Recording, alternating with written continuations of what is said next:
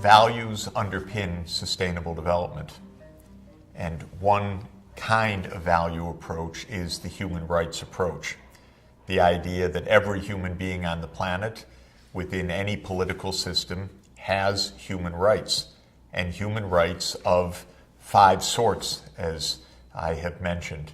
Civil rights as citizens, political rights to participate in governance, economic rights that define the right of individuals to meet basic needs, social rights, the right to live in secure families and communities, and cultural rights, the right to participate in one's culture.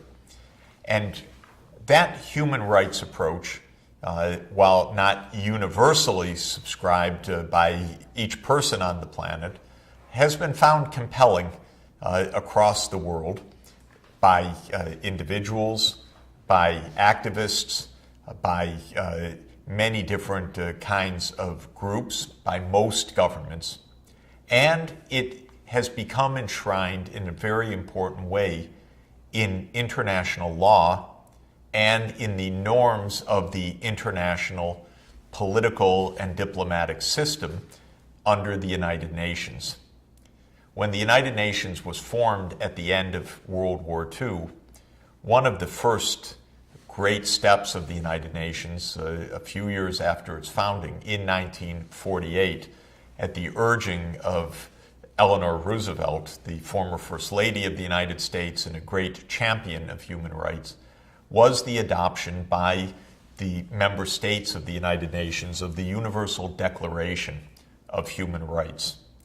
It is a wonderful, remarkable document, a very powerful one that was adopted in the wake of World War II at a time of hope and also remembrance of the devastation of World War II, and the idea that by meeting the basic rights and needs of all people in the world, one would not only ensure their dignity, improve their economic well-being, but also help to prevent another global war and global disaster.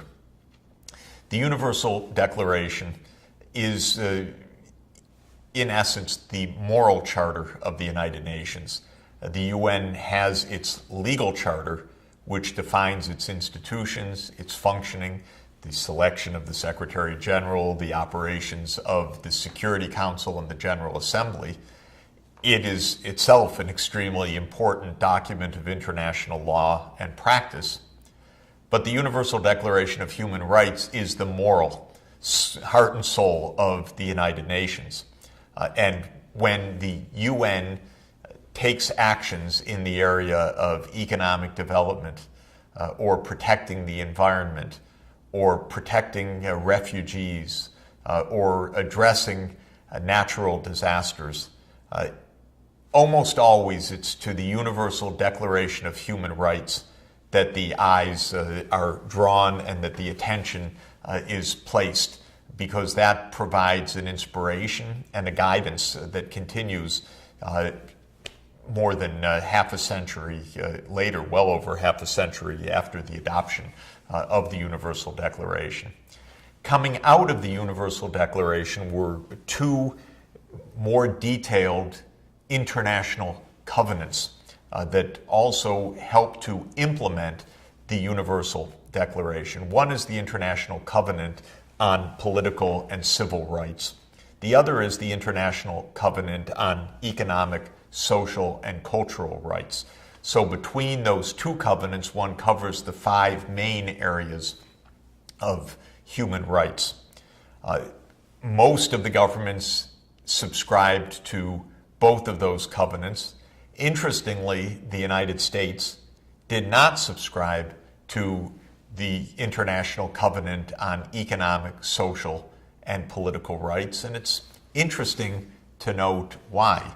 While many, many Americans, including myself, certainly agree with the International Covenant on Economic, Social, and Cultural Rights, the libertarian streak in the United States, which goes back to the founding of the U.S. as it broke away from Great Britain.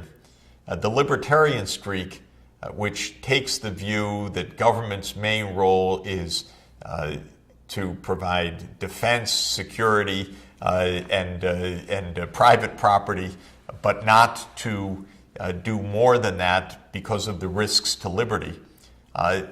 That libertarian streak in part of American politics said we don't want to guarantee or to underpin or to encourage the idea of economic rights, because economic rights means economic responsibilities too, especially for the rich.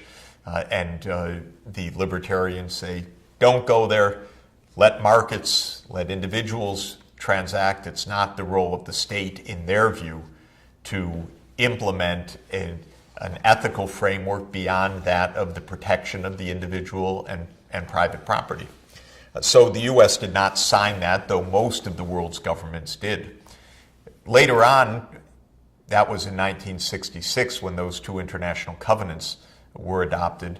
The UN has adopted many more specific, ambitious goals around meeting the basic needs. The most important by far, we've noted, have been the Millennium Development Goals adopted in the year 2000.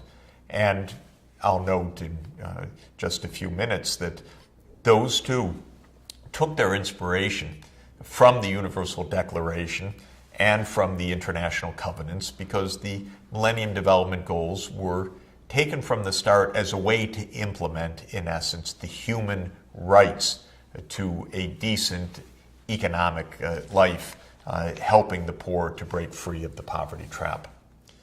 Let's go back to the 1948 Universal Declaration. It is so important, and it is a very moving document, which I hope will continue to be honored, respected, read, embraced, and improved upon in the 21st century. So in 1948, the governments of the world agreed to the following. They said, the General Assembly proclaims this Universal Declaration of Human Rights as a common standard of achievement for all peoples and all nations, to the end that every individual and every organ of society, keeping this declaration constantly in mind, shall strive by teaching and education to promote respect for these rights and freedoms, and by progressive measures, the progressive realization of the rights, national and international, to secure their universal and effective recognition and observance, both among the peoples of member states themselves and among the peoples of territories under their jurisdiction. So that is the preamble, more or less, to the Universal Declaration, saying that all of the member states should strive to teach, advocate, and honor and progressively achieve all of the rights of the Declaration itself. Well, there are many rights, and it's a document that bears study, but I wanted to highlight just a few of them. Article 22 calls for the right to social security. In other words, to a guaranteed base so that human dignity and the most basic human needs of water, shelter, clothing, and so forth can be met. Article 23 of the Universal Declaration calls for the right to work, to a livelihood, to be able for individuals to support themselves and their families. Article 24 calls for the right to rest and leisure, so that one can't demand work of around the clock and in burdensome and crushing ways. Article 25 says that there is a universal right to a standard of living adequate for the health and well-being of the individual himself and of his family, including food, clothing, housing, and medical care, and necessary social services, and the right to security in the event of unemployment, sickness, disability, widowhood, old age, or other lack of livelihood in circumstances beyond his control. Motherhood and childhood are entitled to special care and assistance. What a remarkable, bold statement. How unmet that remains today, we know, with more than 1 billion people still living in extreme poverty. These goals, even according to the founders of the Universal Declaration, would not be achieved instantly. They would only be realized progressively. But progressive might mean time is up, time to meet these needs. And we know, as we've discussed, that meeting the basic needs of all is within reach. The end of poverty in its extreme form is itself within reach in our generation. Article 26 says that everyone has a right to education. Education shall be free, at least in the elementary and fundamental stages. Elementary education shall be compulsory. Merit good should apply to everyone in the world. And Article 28 I find very, very interesting. It says that everyone is entitled to a social and international order in which the rights and freedoms set forth in this declaration can be fully realized. In other words, this is not just an empty statement of wishes. This is a call for a political order and a social order in which these rights can be progressively realized. And I think that this is a key point. One could still be cynical and say, doesn't matter, it's just words on a page. Governments don't have to do this. But it really does say more than that, and the effects are more powerful than just the cynical view that they can easily be discarded. What the document is saying is that not only do individuals have rights, but individuals in our collectivity, in our nations, and in a grouping of nations at the United Nations, also has the right to a system of government, a system of taxation and spending and delivery of services in which the rights and freedoms set forth in the Declaration can be fully realized. To implement this Universal Declaration, of course, is mainly the responsibilities of each society. But the international covenants which came in 1966 are more detailed documents that describe more specifically the various rights and more specifically how they are to be realized. The International Covenant on Civil and Political Rights focuses naturally on the rights of citizenship and the protection from abuses of the state. And let me just mention a few of the key points of the civil and political rights that are defined in the International Covenant on Civil and Political Rights. Article 6, for example, says that the right to life is protected by law. Government cannot willfully and without a due process take a life. And of course, in many countries of the world, capital punishment has been made illegal and has been eliminated long ago. Yet we do know that governments continue to kill their people. That is not realizing the rights of this covenant. Article 7 says that no one can be subjected to torture. Here again, we know that governments have violated this willfully. The United States itself engaged in waterboarding, so-called, after 9/11 until that was discontinued by the Obama administration, or at least we hope, and it was said by the administration that it has been discontinued. But torture, of course, remains a terrible scourge practiced in many parts of the world. Article 8 says that nobody can be held in slavery.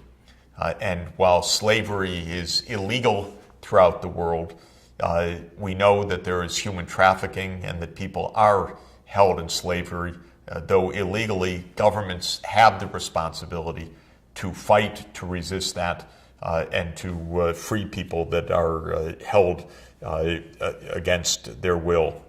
Article 9 says that there's a right to liberty and security of individuals, that government cannot violate the liberty and security of their citizens. Article 16 says there's a right of citizenship defined as the recognition of all persons before the law. Article 18 declares the freedom of thought. Article 24, the protection of children. And Article 26, the equal protection of the law from discriminatory application. So you can see that these are rights that are not realized to the extent that they need to be, but are rights that are widely accepted, widely regarded, at least on paper. That's a start, and in application, but to be realized and to be struggled for. Now, the companion to the civil and political rights are the economic, social, and cultural rights adopted at the same time in the complementary international covenant. And let me mention some of those economic and social and cultural rights. Again, as in the Universal Declaration, Article 6 calls for the right to work. Article 7 for just and favorable conditions of work, decent remuneration, and safe working environment. Article 8 declares the right of individuals to form and to join trade unions. Article 9, as in the Universal Declaration, the right to social security. Article 11, the right to an adequate standard of living to be able to meet basic needs. Article 12, very interesting and very important, very relevant for the Millennium Development Goals and for the Sustainable Development Goals that will follow, is the highest attainable, the right to, I should say, the highest attainable standard of physical and mental health. Very interesting. First, one can't grant the right to health per se. People are ill, they may suffer from conditions that are not preventable or treatable. So the standard is the highest attainable level of health. Importantly, physical health and mental health, because we know that mental illness is a terrible scourge for individuals and quantitatively a very heavy burden on societies around the world. Article 13, the right to education, and Article 15, the right to take part in cultural lives. And again, as in the original Universal Declaration, the Covenant on Economic, Social, and Cultural Rights realizes this isn't all at once. This is a framework. It's a moral and ethical framework. It is a commitment. And the way that it is defined is that each state party to this covenant undertakes steps individually and through international assistance and cooperation, and to the maximum extent of its available resources, to honor these rights, and then, quote, with a view to achieving progressively the full realization of the rights recognized in this covenant. So this is a call on us. It's to turn values into practice. And while cynics may say, so what, practice shows differently. These values do reach the heart. They do move governments. They can make a big difference. And I think this has been nowhere more clear than in the Millennium Development Goal effort. Initiated in September 2000, you'll recall, by the world leaders gathered at the United Nations, and providing a motivation to meet these basic needs in health, in education, in gender equality, in at least a minimum standard of living. And when the MDGs were launched in September 2000, in the Millennium Declaration, which framed them and which looked to the Universal Declaration of Human Rights, the government said, we will spare no effort to free our fellow men, women, and children from the abject and dehumanizing conditions of extreme poverty, to which more than 1 billion of them are currently subjected. We are committed to making the right to development a reality for everyone and to freeing the entire human race from want. Human rights at the core of this development agenda, a motivation, a set of legal agreements, and a moral heart of the United Nations and of the sustainable development efforts in the years ahead.